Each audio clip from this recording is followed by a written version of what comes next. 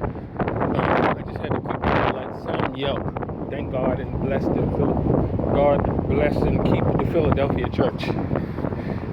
So now, as I was saying, I'm showing that love actually does exist. And I have to go to a place which is up the street here, but not this block, the next block, and then up here to find a charger. There's like a Cord.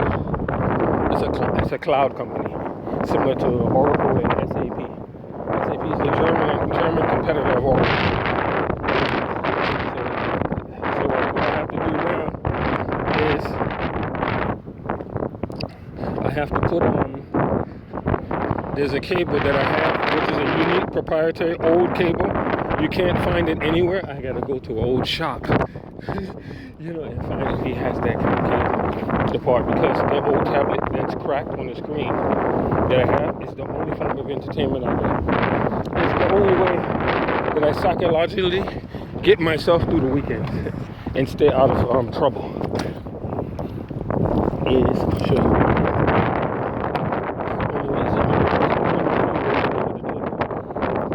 Old tablet, which was given to me by an Egyptian tech brother that has tech business in Orange County. Bought the tablet for me.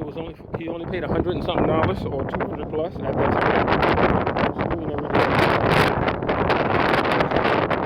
I was never able to pay him the money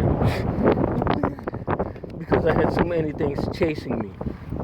In addition to the pseudo regulation of state structure and its fees and the varying fees that had to be paid to maintain my company. And I was running from one bill after the next.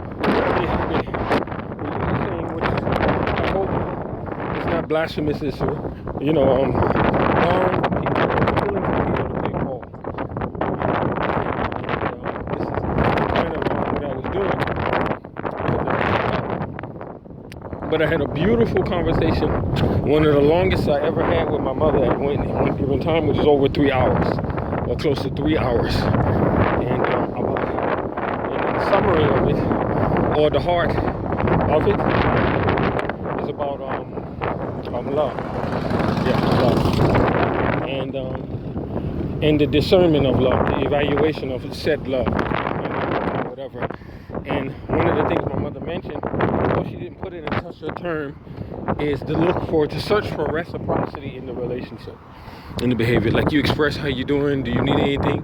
Did you eat today? Are you okay? Do you want something from the store? Things like that. Can I get you something? And just like that. If you look for that. See, if the man expresses that, and then the woman also expresses it mutually, regardless of the state of the relationship of that particular day or week or month, continues to state that, are you okay? Even if she's upset with you, or the man is upset with the woman, do you need something? Can I get you something? Can I, if you see the continual reciprocity, the amorous love that man looks for, that man looks for the amorous physical, intimate, tactile expression. Men really crave that. That's what they really want with women. Some want that with men, but men more so want that from women. The tactile, aspect of relationship, and what they also want is culinary satisfaction. Men. So aside from that, just the basic concern: do you need anything? You need some clothes? You need some shoes? Do you need your things washed? Do you need? Yeah. My mother was telling me in so many shorter words than that to look for that. And a lot of men don't look for that when they go grabbing for women. And I, being a fellow New Yorker like President Trump, I know. You go grabbing for women, you don't look for that. You look for that physiological thing first, that gets you turned on, as we call it in the U.S. And sometimes that is a big erroneous foot foundation to step on, to try to jump on. Big problem. You see, so now I have to go to this place, good Icelandic brother. They need help with the roads, with the infrastructure. That's what the young Icelandic brothers. This is why he was saying that we need a lot of workers. There's a lot of work. Tons of work. 6 days a week, no problem. Involving trucks. You see one truck over there. That's a truck that is like a vac. The truck, it vacates. In fact, sucks in on the waste. potholes too. A lot of infrastructure repair and improvement they need. See, the woman coming, the young lady, and they call the hips. The hips is what they call in Spanish. They call the caderas. You know, the hip ratio, whatever. You can see all the way from here, man. But I prefer a lot more fleshiness. I descend from people that prefer a lot more flesh. Come on, you're very fleshy. We have a penchant for very fleshy young women. We're known for that. We're known for that. You know, and so now I have to go to this place. Hopefully he'll have it. If anybody will have it or know where it is, this Icelandic brother, he'll know. He'll know where it is. Where the charger. Because that's the only source of entertainment to keep my mind active, or to keep it lucid, to keep it agile, malleable, or flexible. Is the only thing that I got. The small little phone that I'm filming from, I didn't finish paying the bill. It's a locked phone. The phone is not unlocked, so I'm screwed.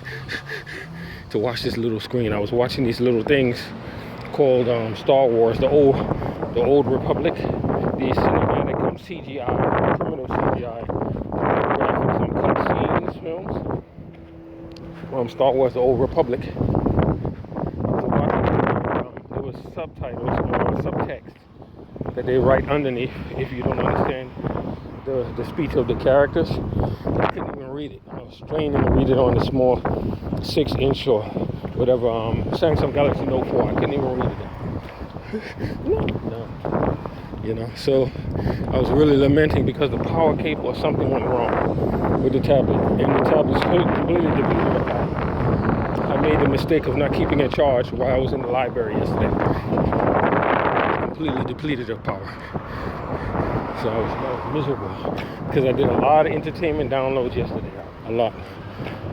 Using a video downloader concerning the TV show called The Flash, which is on CW, science fiction, cutscenes, a lot of stuff, a lot of entertainment that could last me for hours, which was in the hundreds, not even the hundreds, which was in the hundreds of megabytes, which was in the tens, in the gigabytes of data. And in the Wi-Fi connection they have there, I downloaded it very quick, like giving it 500 and something megabytes.